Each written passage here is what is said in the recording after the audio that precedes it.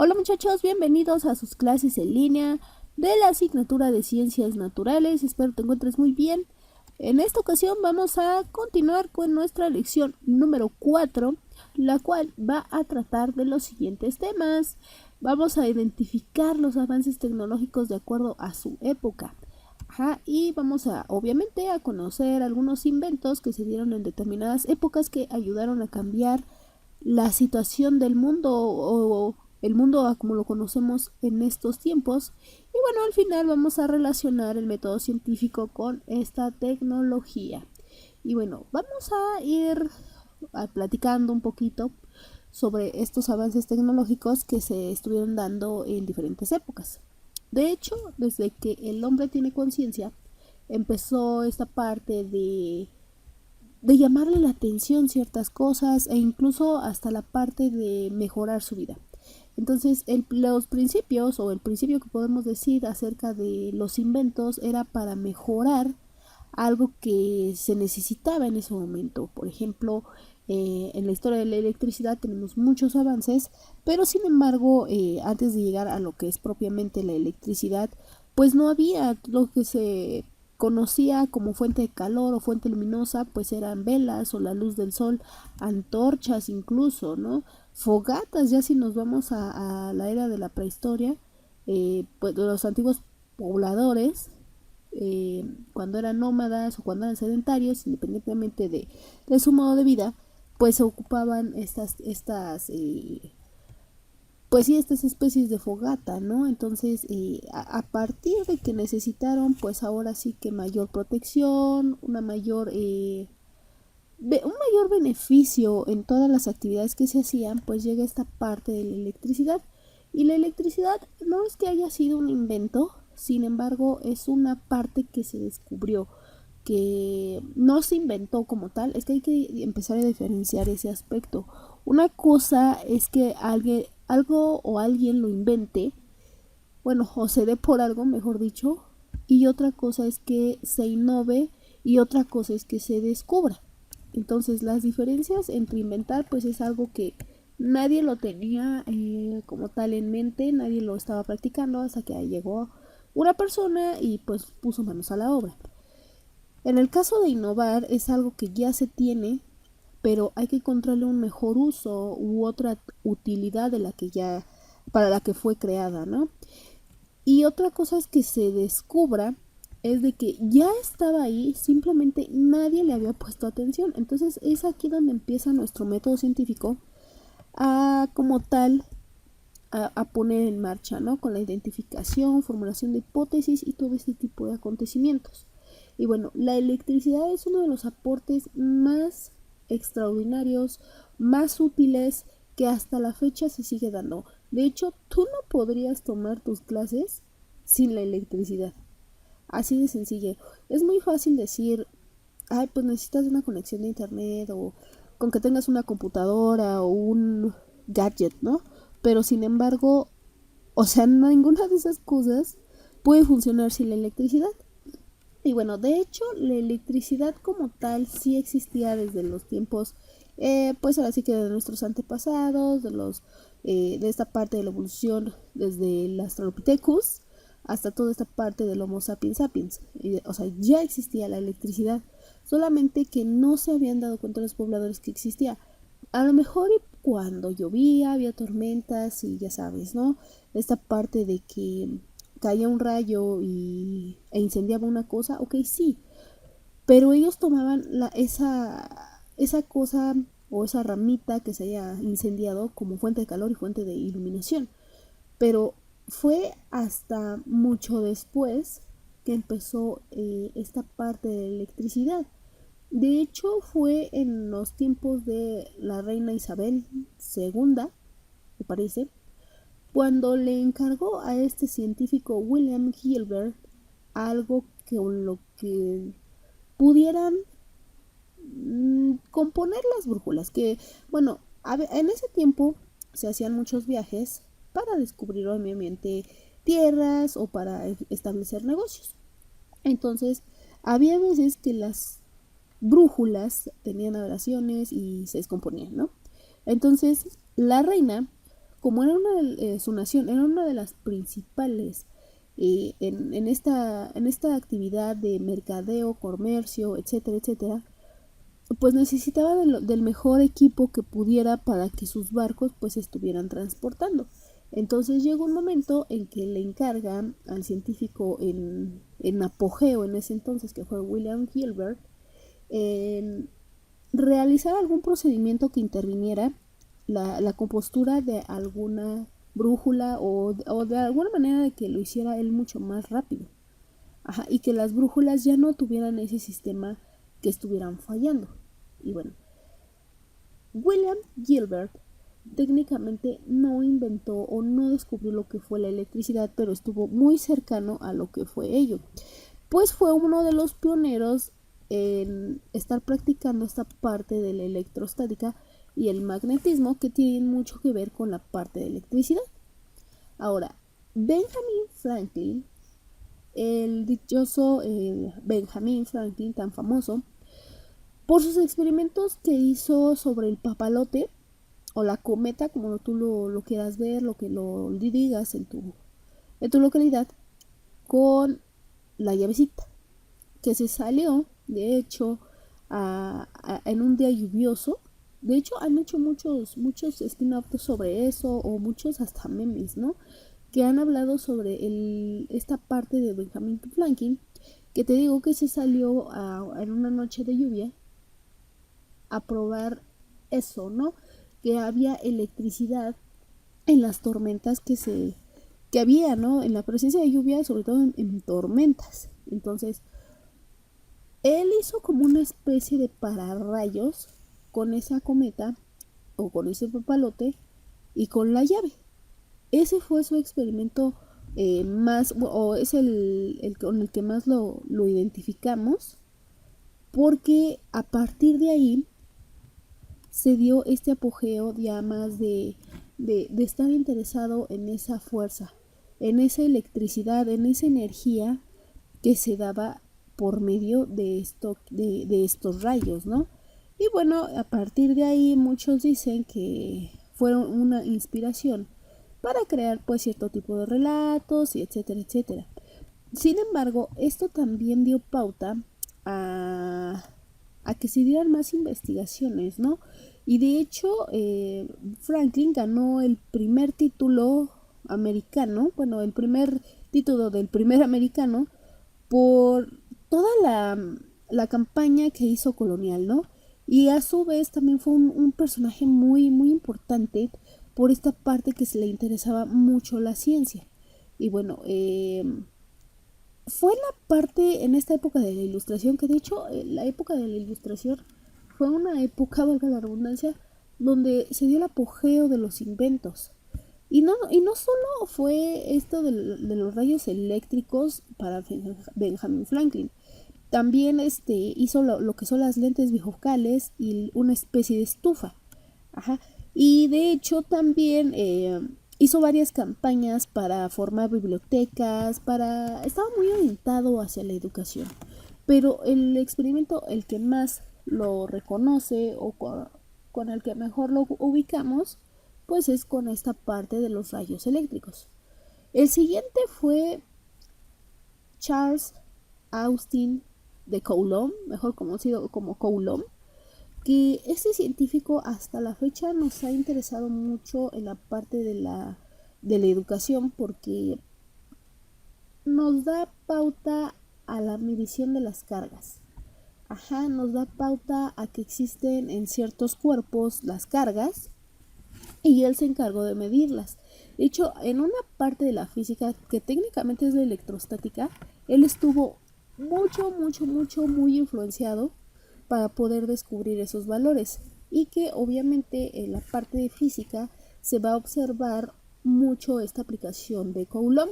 De hecho, tan importante fue en sus avances que, bueno, no sé si tú lo sepas, pero cuando un científico aporta algo realmente bueno que puede cambiar a la humanidad, ya sea bueno o malo, tiene el derecho de ponerle un nombre o de adjudicarse algo con el que se le recuerde.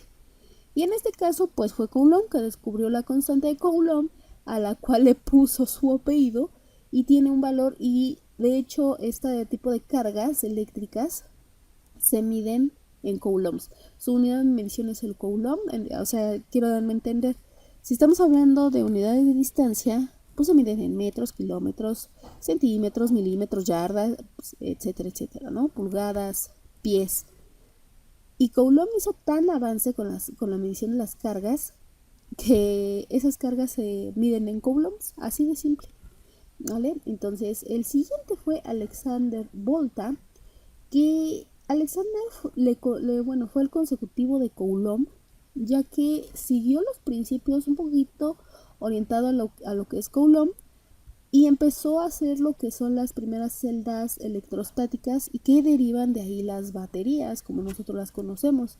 Esas baterías, porque se dio cuenta que a partir de la acción de las celdas electrostáticas y obviamente el funcionamiento de las baterías, pues se creaba energía, y era energía eléctrica con la cual pues en estos momentos pues podemos, basándose en el principio de Volta, pues ya tenemos nuestros celulares con pila, controles remotos, controles de Xbox, todo ese tipo de detalles. Entonces, date cuenta cómo va ayudando la electricidad por medio de sus cambios que ha tenido a lo largo del tiempo o sus diferentes estudios para darnos una mejor vida y más cómoda en esta actualidad. Bien, otro de los científicos más importantes fue Michael Faraday, que él se introdujo mucho en el aspecto del magnetismo y cómo este magnetismo producía electricidad a partir de la mecánica o a partir del movimiento de un cuerpo.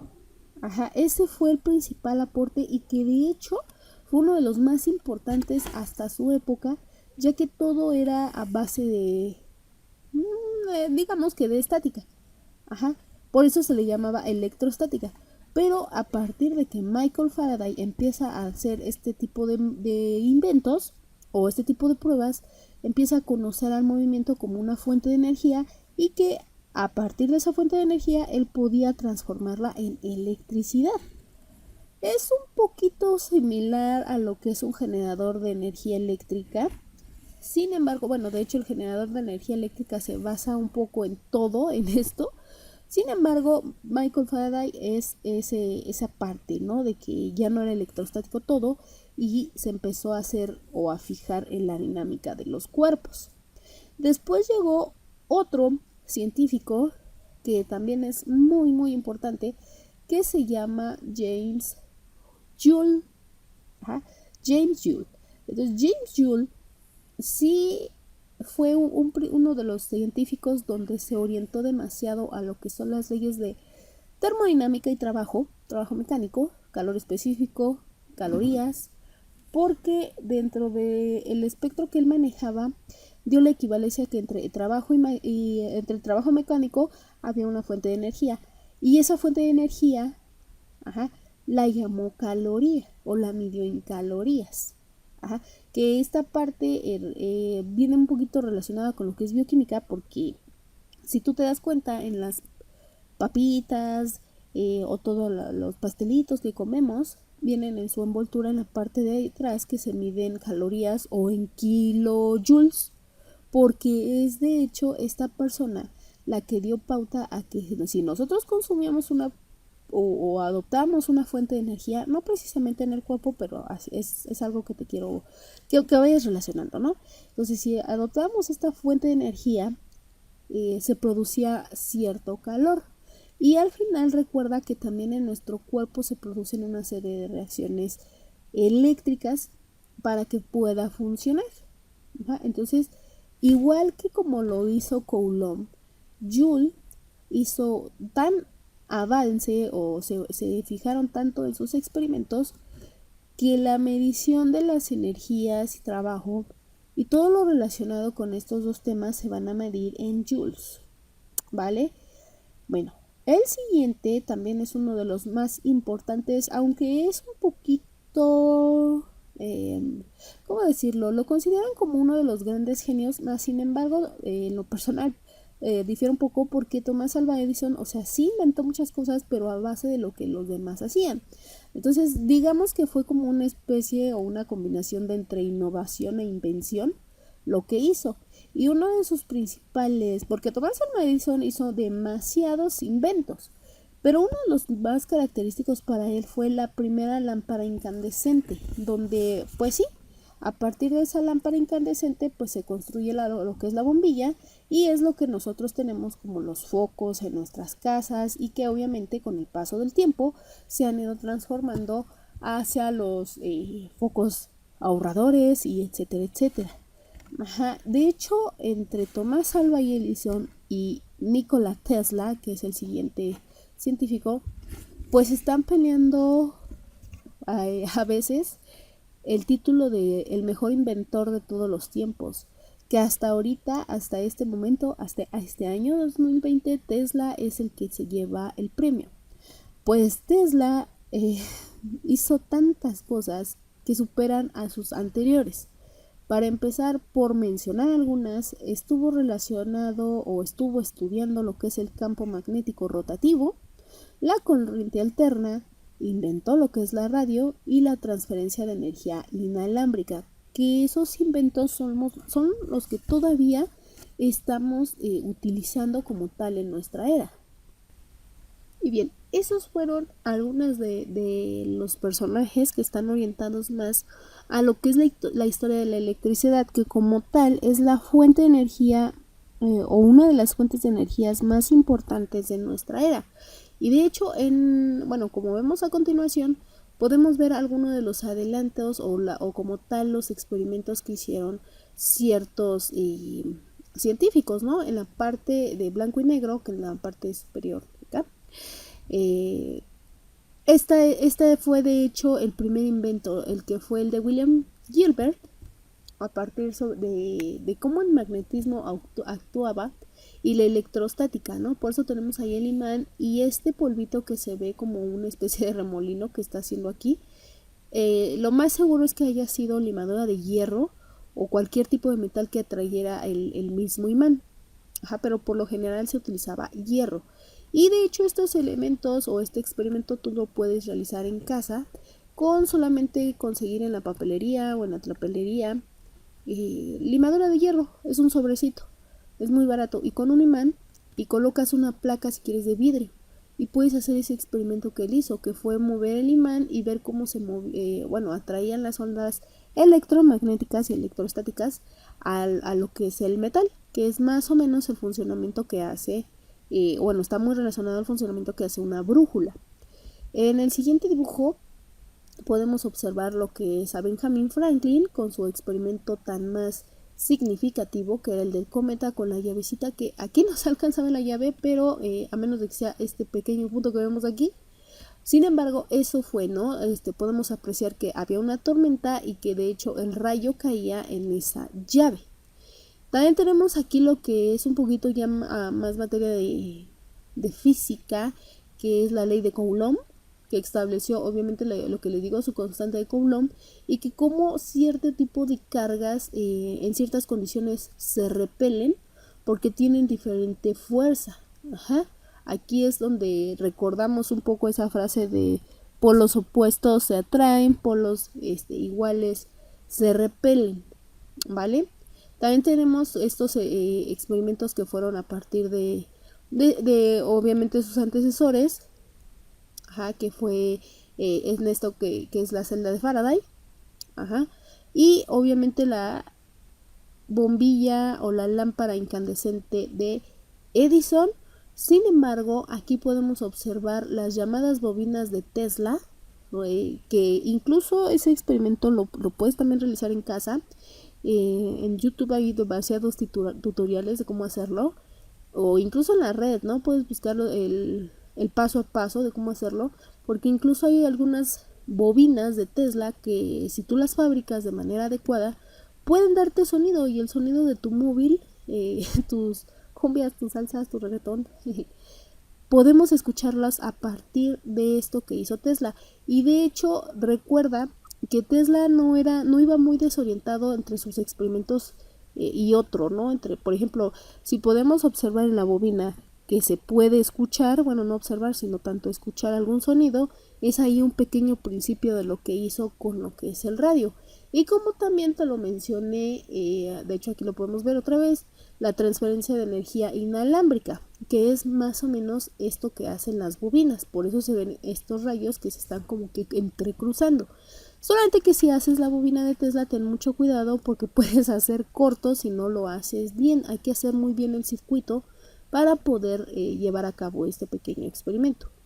Bien, eso es en cuanto a las leyes físicas, que la electricidad es uno de los elementos o uno de los inventos, o mejor dicho, descubrimientos mucho más acertados y que ayudan a la humanidad. Otro de los inventos más importantes que ha tenido la humanidad es el microscopio. ¿Por qué? Porque el microscopio, desde el momento en que bueno, tú lo relacionas para cosas de ciencia, ¿no? En este caso biología, medicina, etcétera, etcétera. Análisis clínicos, químicos, etcétera, etcétera. Y es cierto, sin la ayuda del microscopio no se hubieran descubierto cierto tipo de bacterias y microorganismos que son benéficos y otros que son perjudiciales a la salud.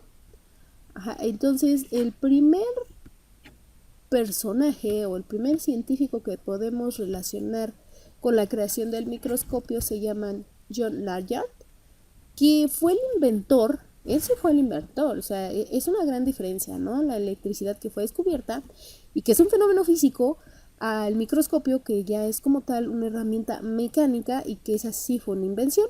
Y por ejemplo con John Layard, pues inventa esta parte de la lente plana convexa, que es la que da inicio a las primeras observaciones de lo que es el microscopio.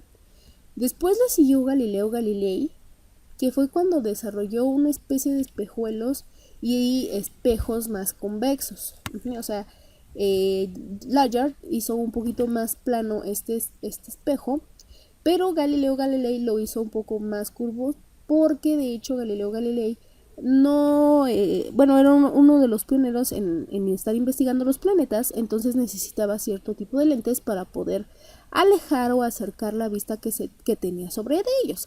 Aparte de que Galileo Galilei también pues estuvo investigando sobre mecánica y cierto tipo de acciones que vamos a ver la siguiente clase. También tenemos a Borelli, que ya como tal él empezó a juntar varias lentes y a manipularlas para observar técnicamente tejidos simples como lo es el tejido animal o ciertas partes de tejido vegetal como plantas, cebollas. Por eso cuando se trata siempre de hacer un experimento a partir del uso del microscopio, pues sí, por lo general se piden pues tejidos muy blandos, muy sencillos, como por ejemplo también las letras de un periódico o la misma cebolla, que de hecho en la cebolla tiene, cuando tú la ves en el microscopio, tiene una estructura como si fuera una pared de ladrillos. Que va, por ejemplo, va poniendo dos y en medio de esos dos hay uno. Entonces esa secuencia la tiene más o menos lo que es la cebollita. Y bueno, después llegó uno de los más representativos acerca del microscopio, que fue Robert Hooke, que descubrió por medio del microscopio, igual juntando varias lentes, la estructura de los tejidos ya un poco más formal, ya un poco más avanzada, y las secciones de arterias y venas. Él sí ya pudo ver a partir de experimentos que utilizó tejido animal y tejido, bueno, dicen que también tejido humano, aunque eso todavía no está comprobado, o no está muy, pues sí, no está muy seguro uno, o la parte de los científicos que sí usó realmente un tejido vivo, que sería un poquito descabellado decirlo, pero al final de cuentas, pues en ciertos experimentos que él realizó, pues sí se dio esta parte de encontrar las secciones de arterias y venas. Sin embargo, Antonio van der Leeuwenhoek fue el más representativo y el que aportó más avance gracias a la ciencia, obviamente, gracias al uso del microscopio. Pues descubrió lo que son los protozoos, bacterias, espermatozoides y glóbulos rojos. Obviamente con ese avance pues ya se pudieron descubrir los linfocitos y etcétera, etcétera. Pero bueno, los protozoos y las bacterias que técnicamente sabíamos que estaban presentes pero que nadie los había visto, y sobre todo los espermatozoides. De hecho, cuando Antonio van der Leeuwenhoek empezó a hacer este tipo de ejercicios o este tipo de prácticas, muchas personas de su gremio y de su época lo llamaban loco, porque nadie creía realmente que podía haber cosas que técnicamente los demás no veían. Y en ese tiempo pues decían, pues si no lo veo quiere decir que no exista. Entonces, bueno, que no existe. Entonces, si lo ve él es porque está loco. Y así, y cosas así. Entonces, por eso vemos que también la cultura afecta mucho al método científico, porque lo que para uno puede ser algo fantástico, algo lleno de vida, algo lleno de curiosidad, para la sociedad es locura y algo medio descabellado, y por eso a veces te quedas así con el sentimiento de estar haciendo lo correcto. Y pues sí, hasta ahorita creo que estos científicos no se hicieron tanto esa pregunta, o si la hicieron pues no lo dudaron tanto, y tenemos este aporte. Y bueno, Ernest Abbe, Ernest Abbe, un alemán, pues a partir de los microscopios que existían, los perfeccionó. Él no lo inventó como tal, sin embargo perfeccionó la técnica, la innovó y empezó a tratar los efectos de la difracción, que es un fenómeno físico de la luz, en el microscopio. De hecho, aquí tenemos los diferentes tipos de microscopios que existen, ¿no? Y por lo general nosotros tenemos que es el óptico, que ya puede ser por medio de luz que se transmite a partir de una fuente natural, o por la electricidad, ¿ves? La electricidad otra vez haciendo las suyas. Entonces, cuando estamos haciendo este tipo utilizando este tipo de microscopios, que son los más comunes, de hecho, tenemos esas dos posibilidades, que sea manual o que sea eléctrico.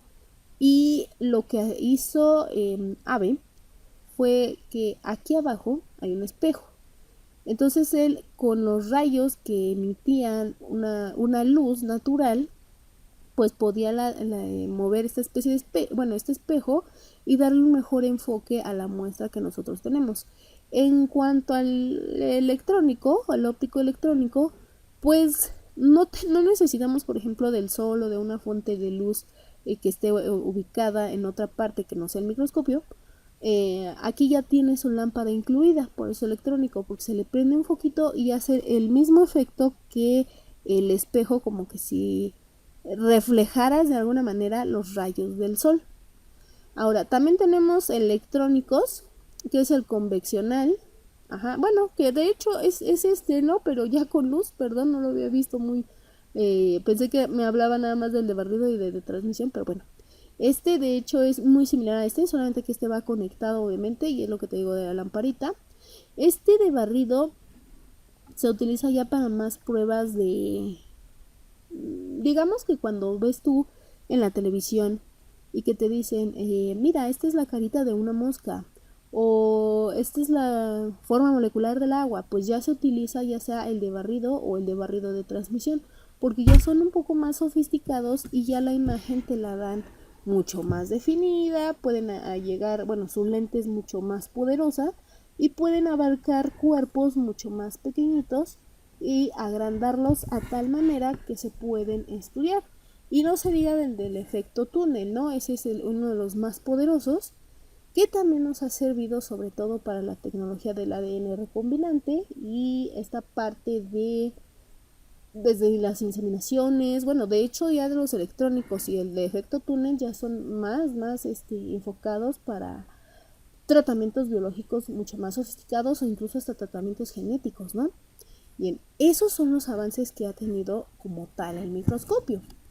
Ahora, ya vimos un área física, un fenómeno físico, un invento mecánico, que es el microscopio. Ahora vamos a ver un descubrimiento biológico o microbiológico, como tú lo quieras ver, que es la penicilina. La penicilina es ese antibiótico que nos dan muy frecuentemente para tratar, pues desde infecciones a veces cuando te cortas, ¿no? Hasta a veces infecciones de la garganta. Y bueno, existe una diferencia significativa de los conocimientos de la penicilina de los años 1875 hasta la actualidad, como dice aquí. Y sí, de hecho, en 1875, Tyndall trataba de conocer bacterias que no estaban específicamente en un medio, o sea, que no se quedaban estáticas ahí y que se dispersaban por medio del aire, técnicamente como algunos virus, pero se dispersaban de forma regular, o sea, no estaba, por ejemplo, en una zona bastaba más colonias que en otra que no tenía tantas colonias, ¿no?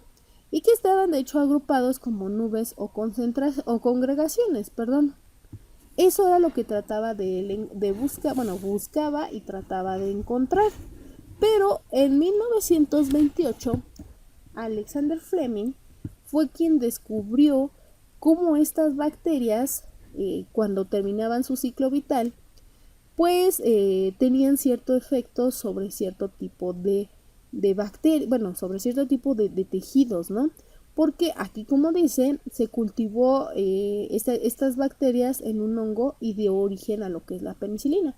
¿Y dónde encontramos? Bueno, ahorita te explico dónde vamos a encontrar la penicilina, porque te la voy a decir y vas a decir, no, no es cierto, no te creo. Pero bueno, en 1942, bueno, antes de pasarme, como dato curioso, muchos dicen que Fleming trataba de encontrar una cura para la sífilis de su padre. Y trataba de buscarla ahí, sobre experimentos de, pues sí, que tenían que ver con ciertos microorganismos. Entonces, es como la vez pasada que estábamos hablando del que a veces los inventos o las investigaciones no eran como tal lo que uno esperaba, ¿no? O lo que uno encontraba. Sin embargo, en este caso con Fleming, pues esto pasó. Fue un accidente que cambió a la humanidad para siempre. Ya que en la época de la Segunda Guerra Mundial, pues debido a la guerra había muchos decesos y muchas infecciones que tenían los soldados, las enfermeras y la gente en general, ¿no? Entonces, gracias a ese adelanto que tuvo Fleming y técnicamente casi 20 años después, pues fue muy utilizable para estas cuestiones de la guerra. A finales de la guerra, pues empezó esta parte de importación ya que se vieron los efectos positivos que tenían sobre las infecciones. Entonces fue cuando se da la importación y la disponibilidad hospitalaria del fármaco, cuando ya empieza esta cuestión de las altas, de dar la patente y ese tipo de cosas. Y bueno, a lo largo de la historia, pues la penicilina, que viene de penicillium, pues es uno de los antibióticos mucho más baratos, más accesibles y más efectivos sobre ciertos microorganismos, sobre ciertas bacterias. Y que de hecho sus derivados sintéticos como la claxocilina o la amoxicilina sirven para combatir estas infecciones. De hecho, cuando tú te enfermas de tu garganta y vas al médico, y si es una infección, porque nosotros podemos identificar una infección a partir de que existe la fiebre. Entonces, cuando hay fiebre, pues es muy seguro que tengas infección provocada por ciertas bacterias y te manden dependiendo pues tu metabolismo, ¿no? La claxocilina, amoxicilina o incluso ya la penicilina, que podríamos decirlo que es como que el antibiótico madre sobre estas familias de penicilinas, ¿no? Y bueno, esos son los adelantos que tuvo también la penicilina. Y recuerda, fue inventada o descubierta por un accidente, al final de cuentas. De hecho, ¿cómo fue descubierta? Un pequeño dato por ahí también. Fleming estaba pues buscando, como te lo repito, pues la cura o algún tratamiento para la sífilis que sufría su padre y que era muy común en su época, en estos años 20, cuando termina la Primera Guerra Mundial, a los años 20, casi la depresión de los 30, pues se dio este apogeo un poco liberal de esta parte. Entonces estaba buscando esa cura con ciertos científicos y en el laboratorio parece que él olvidó pues guardar esa muestra que él tenía, ¿no? De esta parte de los hongos. Entonces se dio cuenta que el hongo se llenó de ciertas bacterias Y pues sí, ¿no? Fue cuando descubrió esta parte de la penicilina. Ajá. Porque sí, de hecho, él trabajaba con esas bacterias y alejarlas por su intemperie. De hecho, seguramente el hongo que estaba, pues de alguna manera en el aire, como suele haberlos. Al final de cuentas, los hongos no siempre lo vamos a ver o a sentir. A veces están ciertas partículas en el aire suspendidas y fue cuando infectaron esta parte de la caja Petri. Y bien, esa fue la historia de cómo se descubrió la penicilina y los avances que ha tenido hasta esta época. Ahora, otro de los avances que ha tenido esta parte de los inventos, pues son las máquinas de vapor, que de hecho a partir de que ahorita vimos la penicilina y ciertos avances de la tecnología de la electricidad, se dieron mucho después de la Primera Guerra Mundial. Y de hecho, desde antes. Muchas veces la historia, a lo mejor tú dices, ay, pues es ciencias naturales o es ciencias, no se va a relacionar la historia a una ciencia social o algo así entre sí, ¿no? Pero de hecho sí. Una vez cuando se da este apogeo de la, vamos a decirlo, ¿desde dónde? Desde la Revolución Francesa. Independientemente de si Antonieta o no haya dicho su dichosa frase de los pasteles, la base de la guerra en ese entonces pues fue la revolución, ¿no?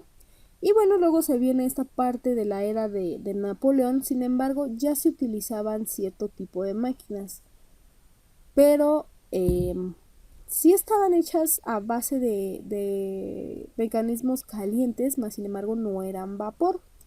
Entonces, cuando se da este auge del Renacimiento, la época de la Ilustración, etcétera, etcétera, se da esta parte y el auge de lo que son la invención de máquinas de vapor, la imprenta,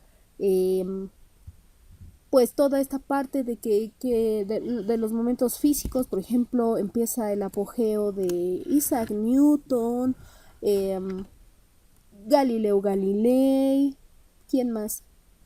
Michael Faraday, um, vaya, tantos que no se me vienen muchos ahorita, pero uno de los principales pues fue Isaac Newton y también Juan Gutenberg, que de hecho fue el iniciador de la imprenta, ¿no? Sin embargo, también hubo muchas cosas muy específicas que no nada más fueron para bien.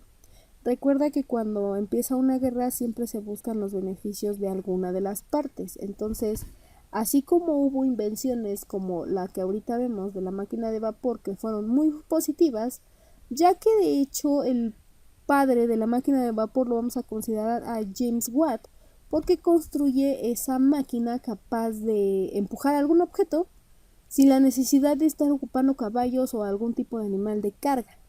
Ajá. Sin embargo, tiene sus principios desde Arquímedes, ajá, y algunos expertos todavía afirman que Tales de Mileto tuvo algo que ver sobre la invención de este tipo de máquinas. Recuerda que Tales de Mileto está muy orientado a la trigonometría, sin embargo, a pesar de que tú ves mecanismos circulares, sí puede haber una parte trigonométrica en la invención de este tipo de máquinas. Sin embargo, la máquina de vapor es un invento positivo de la época en cuanto a máquinas hablamos, porque esa máquina de vapor dio acontecimientos importantes y dio lo que conocemos ahora como las locomotoras o trenes, que empezó como la locomotora de vapor, que técnicamente es una variación o casi una réplica exacta de lo que es una máquina de vapor. Ajá. Después, con adelantos tecnológicos y al ver que costaba mucho estar invirtiendo carbón sobre ese tipo de máquinas, pues se llegó a la parte de la locomotora eléctrica, que ya utilizaba un sistema eléctrico, y es donde otra vez la energía eléctrica empieza a aparecer como parte de esta era. Y fíjate, en 1879, no quiere decir que fue prácticamente 70 años después de lo que se inventó la locomotora de vapor. No pasó tanto tiempo desde que se dieron cuenta de que la energía eléctrica era una base primordial para la vida cotidiana. Pero al tener energía eléctrica y al ver el ser humano que se puede comercializar con ella y ganar dinero, pues empezaron a elevar los costos. Por lo tanto, y bueno, eran lentas al final de cuentas, tanto la máquina de vapor como la locomotora eléctrica eran lentas y se tenía que innovar esa parte. Entonces fue cuando llega la locomotora de diésel, que ya utiliza un combustible como tal y que puede aguantar distancias mucho mayores que una locomotora de vapor o una eléctrica. Sin embargo, el diésel sale caro otra vez, por lo tanto hay que reducir costos y empieza todo este trabajo de ingeniería donde inventan la locomotora de diésel eléctrica. Ocupaba como tal un combustible, pero también ocupaba energía eléctrica, lo cual lo hacía aún más rápido.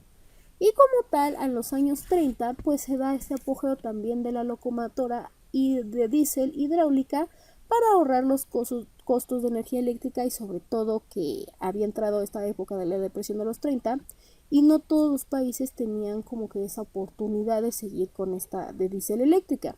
Por lo tanto, se innovan con un sistema hidráulico y es lo que conocemos a algunos países como la parte de la locomotora, ¿no? Como estos trenes. Sin embargo, pues vienen lo que son sus variaciones, como lo que es el tren bala, los trenes muy diseñados en Francia, que Francia es uno de los líderes en la creación de trenes, al igual que Alemania.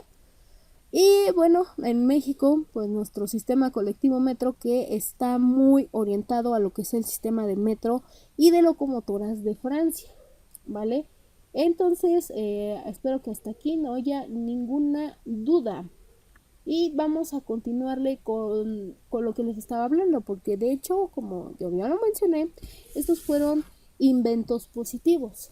Sin embargo, después de las guerras, en esta parte de la época del Renacimiento, después de la conquista de Francia, y de la Revolución Francesa, de la Guerra de los 100 años, etcétera, etcétera, pues se da el auge de las guerras, ¿no? Empieza la Primera Guerra Mundial, que técnicamente como en el desarrollo de máquinas, como por ejemplo la de Gutenberg o la máquina de vapor, pues también empieza el apogeo de las máquinas para matar.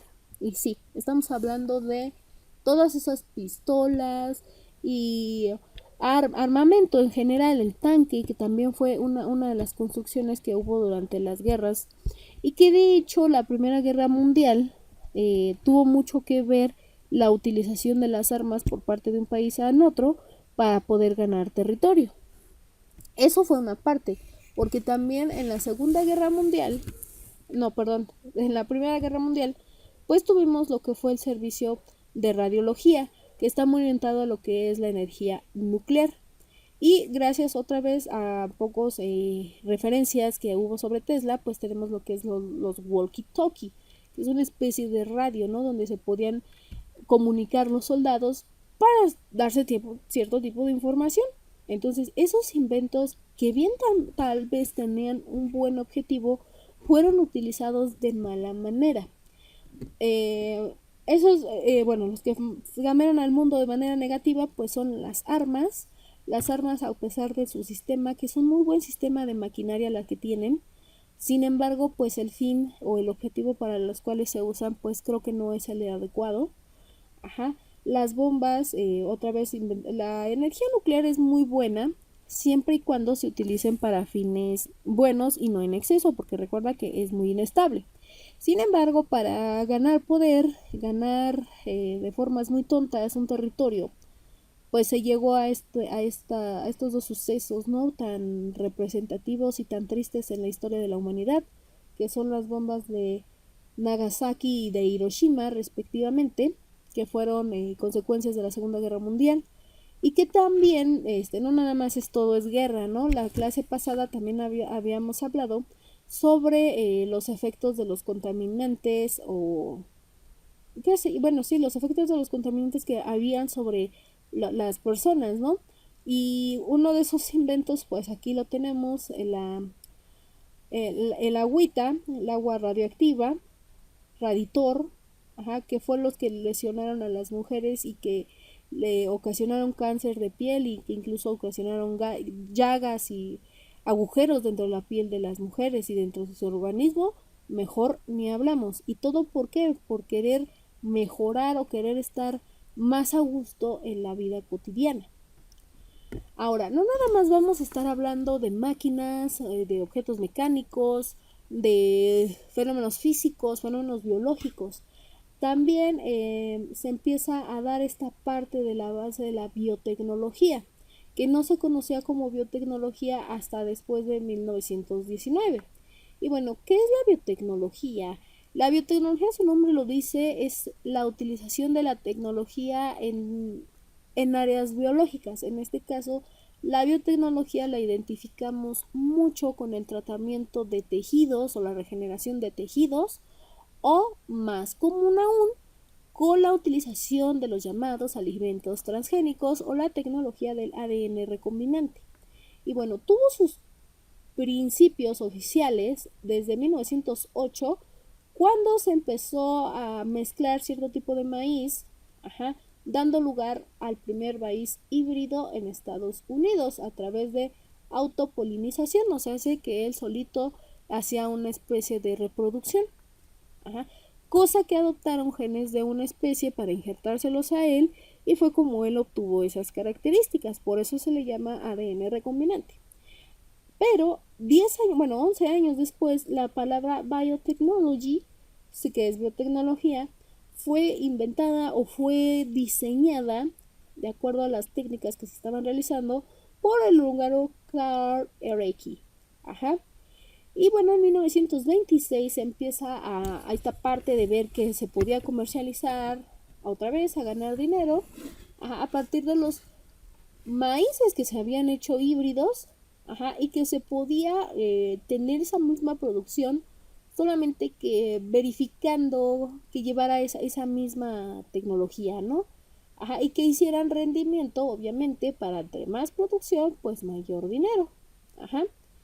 Y bueno, en los años 30, el Congreso de Estados Unidos aprueba el acto de patente, que quiere decir que ganas o que pagas ciertas condiciones para que solamente tú puedas comercializar un producto o lo puedas realizar y tú obtengas esas ganancias. Y lo hicieron a partir de las plantas, que partiendo así para poder, pues digamos que hacer más imperio o hacer una especie de monopolio a partir de utilizando la biotecnología para el mejoramiento vegetal, que Monsanto, que es una empresa unida con Bayer, obviamente, se dedica a esta parte de recombinar o de modificar los alimentos genéticamente. Y sí, de hecho sí hay una parte en que los mejoran, que si bien dicen algunos expertos que no tienen el mismo sabor que unos naturales, y sí, efectivamente es cierto, porque se los digo, he probado alimento de Monsanto y sí tiene ciertas condiciones. Por ejemplo, las dichosas fresas, porque las fresas son tan controversiales en este mundo de Monsanto y de la biotecnología, que todas esas fresas que tú compras en tiendas de autoservicio, que son grandes, hermosas, jugosas y que aguantan ciertas temperaturas, pues están modificadas genéticamente, a comparación de las que, por ejemplo, puedes comprar en la central de abastos o en un mercado un poco más sencillo y más cercano a tu comunidad, y que de hecho te aguantan un poco más el estado de pudrición que las otras, porque de hecho hace poco una pequeña anécdota y tiene que ver mucho con esto. Me trajeron un pequeño paquete de fresas, y sí, o sea, me lo trajeron en la mañana, lo fueron a comprar a la central de abastos muy cerca de aquí, y para eso me lo dieron como a las 8 de la mañana, y como para las 2 de la tarde, o sea, ya se estaba empezando a pudrir. En cambio, unas fresas Monsanto pues duran un poco más muchísimo más de tiempo, a pesar de que su volumen es más grande, ¿no? O sea, eso es muy aparte. Y es esta parte que en 1930 ya se da ese apogeo de estar reconstruyendo o estar mejorando ciertas características de ciertos frutos o de ciertos vegetales para poderlos comercializar. Sin embargo, no se tenía todavía así como que la idea de, o sea, sé que lo que estoy haciendo, pero no sé cómo se llama. O no sé cómo lo estoy haciendo, solamente sé que me sale. Bueno, pues ya en 1953, fíjate, 20 años después, empieza esta investigación con Watson y Crick para poder descubrir lo que es la estructura del ADN, que es lo que técnicamente se estaba manipulando 20 años atrás. Ajá. Y bueno, describe la estructura del ADN como forma helicoidal, de doble helicoidal, que es a lo que llamamos ADN y que es obviamente la unidad básica de la vida. Para los años 60 se empieza a aprobar organizaciones, por ejemplo la EPA, para la liberación de ciertos productos, como por ejemplo el tabaco, y se empieza a establecer una regulación entre comercio de este tipo de productos con la humanidad. En los años 70 empieza una especie de inspección porque se van a ya establecer más normativas para un mejor control, y que no haya tanto esta polémica de jugar a ser Dios, porque sí, desde aquí empezó. Por lo tanto se tenía que llevar un mejor cultivo y un mejor control en avances biotecnológicos. Y bueno, al final de esta época la FDA aprobó la comercialización de cierto tipo de vegetales, entre ellos el tomate, que desarrolló un mejor aspecto, un mejor sabor, que es de los pocos alimentos transgénicos que todavía conservan su sabor, y obviamente pues una mayor resistencia a cierto tipo de plagas o por ejemplo aquí a la post cosecha, ¿no? En los años 80 se aprueba la comercialización de más alimentos, en este caso más orientados a lo que son cereales, que son la soya y el maíz, y un poco el algodón para poder tener igual, ¿no?, ese control. A mitad de los años 80, pues los agricultores de algunos países ya están trabajando con alimentos transgénicos porque les resulta más fácil y hasta a la vez más económicos y más, bueno, económicos no tanto, sino que les daba más ganancia, más margen a ganar, porque pues ya aguantaban ciertas plagas, ciertas cosechas, temporada de lluvias, etcétera, etcétera. En los años 2000, pues ya la American Dietetic Association publica que los cultivos mejoran la calidad de vida. Estos cultivos de alimentos transgénicos o de genética modificable, con una mejor calidad, mayor valor, variedad, resistencia, y empieza así como que a recomendar que sí son buenos este tipo de alimentos. Sin embargo, pues estas plantas transgénicas pues empiezan a quitar empleos, a bajar la producción de estas actividades o de estas personas que se dedican al cultivo y al sembradío de ciertos vegetales y de ciertas plantas, ¿no? Entonces empiezan a perder trabajo y ya, o sea, técnicamente 30 años después empiezan ya a existir los efectos negativos, porque entre más avanzaba el tiempo, más se mejoraba el aspecto, pero menos había trabajo manual. Y es cuando te das cuenta que sí, tal vez una máquina sí pueda sustituir al hombre. No en todo, pero sí ya se estaba haciendo esta automatización de este tipo de productos. Para el año 2008, el 73% del maíz y el 91% de soya cultivada sobre todo en Estados Unidos, con muchas variables, puede tolerar manejo de malezas y de insectos. Quiere decir que volvieron a hacerla más resistente para aguantar la hierba mala que crece alrededor de ellos y las plagas que se comían al alimento transgénico, ¿vale? Para el año 2011, 16.7 millones de agricultores en 29 países van a cultivar o cultivaron 160 millones de cultivos transgénicos. Y como ya más países la están utilizando a la biotecnología, algunos de ellos empiezan a prohibirla porque se empieza a salir de control. Otros la regulan. Y otros no se quedan nada más en el aspecto de alimento transgénico, sino que empiezan también a abordar temas, por ejemplo, como la clonación, la regeneración de tejido humano o tejido animal también, para pacientes con específicamente ciertas situaciones, ¿no? Por ejemplo, los que han perdido la vida, los que han perdido algún órgano.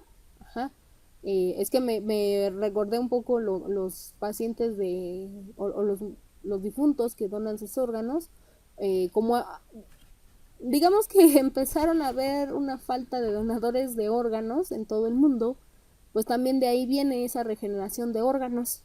Ajá, porque a veces, o incluso tal vez sí había esa cantidad normal de donadores de órganos, pero no siempre el metabolismo acepta ese organismo, entonces lo rechaza y vas para atrás, ¿no? Otra vez.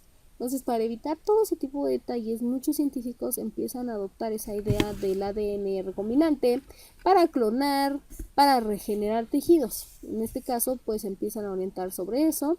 Sin embargo, como es un negocio tan bueno, empieza la cuestión ética y la cuestión legal y económica sobre lo comercializamos o no. Entonces, se olvida un poco el objetivo de la ciencia, que era ayudar a la gente a hacer más cómoda la vida, y se fijan mucho más en el dinero, teniendo su ética por los suelos y su moralidad ni se diga. Entonces, para el futuro, pues se trata de que los alimentos transgénicos pues puedan mejorar la calidad de vida, porque llega un momento en que las últimas investigaciones que se han hecho afirman que los alimentos transgénicos en exceso hacen que el metabolismo del humano empiece a mutar. Y la mutación es una especie de cambio genético, no quiere decir que una mutación técnicamente te va a salir un tercer ojo o una tercera mano, no, no está, o sea, sí puede pasar, pero no es así de la nada, ni que te conviertas en un zombie, ajá. Es por ejemplo que te salga un segundo, bueno, un sexto dedo o tengas alguna enfermedad genética, eso se le llama mutación. Entonces, dicen que a la larga, por estar consumiendo tanto alimento transgénico, puede ocasionar este tipo de detalles que pueden ser perjudiciales para la salud. Eso es en cuanto a la biotecnología. O sea, quise dejar esta parte al final para que tú decidieras si es buena o mala. Ya te di los pros, en este caso pues son en el alimento transgénico, pues es mayor resistencia a plagas, mayor resistencia a temperaturas, mayor rendimiento para evitar la pudrición en cuanto a alimentos, ¿no? Pero si estamos hablando, por ejemplo, de cuestión salud, pues es lo que te dije. Una de esas partes, la regeneración de tejidos, regeneración de algunos órganos. Sin embargo, también existen los contras. Muchos están en contra de manera ética y moral sobre el poder de querer ser Dios. Sin embargo, no estás queriendo ser Dios. Eso ya es muy aparte de las creencias teológicas que tú consideres buenas para ti. Aquí la cuestión es de que no siempre está muy regulada estos problemas de genética y no se sabe qué hacer con ellos. Hace unos años se corrió el rumor aquí en México de que en el sexenio pasado se había hablado de cultivar en terrenos pues poco probables para el cultivo, por ejemplo muchas zonas costeras, cultivar arroz y cierto tipo de semillas que no son adaptables o tú piensas que no crecen en territorio que tiene cierta salinidad y ese era el objetivo. Sin embargo, se rechazó por parte del gobierno de aquel sexenio y todavía está la incertidumbre del por qué se rechazó, qué cuestiones legales había, etcétera, etcétera. Y se vuelve pues obviamente lo que es perdón la expresión, un chisme de lavadero, porque al final de cuentas nadie nos explicó, ni siquiera muchos saben esta cuestión, ¿no? Al final no sabemos si es cierta o no, y si fuese cierta, ¿por qué no lo aceptaron?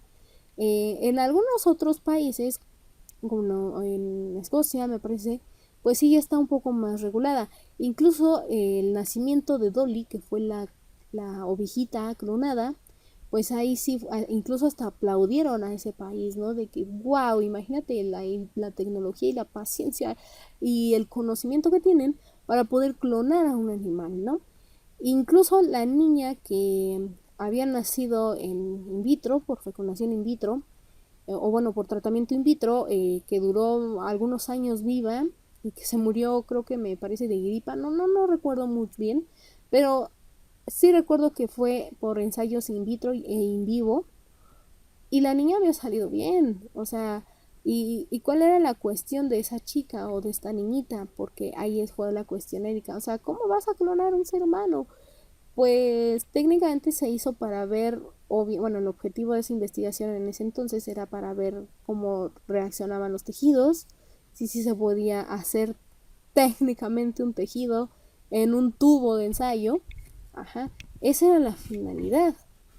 E incluso una película que te recomiendo mucho que veas en tu tiempo libre, que se llama El Hombre Bicentenario, habla un poquito acerca de estos adelantos. Tal vez al principio te parezca un poco aburrida y veas que no es tanto biotecnología, sino nanotecnología la que utilizan, pero con el paso de la película te das cuenta de que, te voy a dar un poco una alerta de spoiler, que era un robot que empezó a tener sentimientos por cierta programación que tuvo, no sé. Bueno, eso da a entender que aunque no estaba programado, él empezó a desarrollar eso porque él estaba diseñado para tener sentimientos, pero no fue por su programación, sino porque él los desarrolló. Sin embargo, en su búsqueda por querer ser humano, pues se vuelve androide y al final lo declaran como ser humano. Pero a lo que voy es que en la parte de la película, cuando él está en su transición de robot a humano y pasa por esta parte del androide, pues pasan una interesante escena donde están reconstruyendo todo, o sea, todos sus aparatos reproductores y va a empezar a tener sistema nervioso. Y eso es lo que trata a veces, o bueno, lo que debería de hacer la tecnología del ADN recombinante. Sin embargo, vuelve a estas cuestiones de pros y contras, porque a pesar de todo esto y de que puedan establecer una muy buena justificación en su método científico, existen algunas organizaciones que no están muy bien convencidas sobre la creación de alimentos transgénicos por muchas causas teológicas, causas económicas, causas sociológicas también, que afectan esta parte de la investigación, teniendo así un stand-by en qué va a pasar, es bueno o no lo que hago. Y bueno, al final te das cuenta que siendo cosas buenas o cosas malas, esta tecnología o estos inventos, estos aportes a la ciencia han cambiado drásticamente la historia como la conocemos hasta ahora. Por eso es muy importante que si tú te quieres dedicar en unos años a la investigación, tengas muy en cuenta el estudio de la ética. Ajá, no nada más empiezas a inventar porque te pagan, sí ten un poquito de conciencia, porque como verás, no todos los inventos tan grandiosos que se han hecho nos han ayudado, al contrario, algunos nos han perjudicado más de los que nos han ayudado. O los que nos han ayudado los han utilizado para fines de lucro que no nos conviene como humanidad. Y bueno, de mi parte es todo, muchachos, espero te haya gustado esta parte histórica de las ciencias naturales y nos vemos en el próximo video. Bye.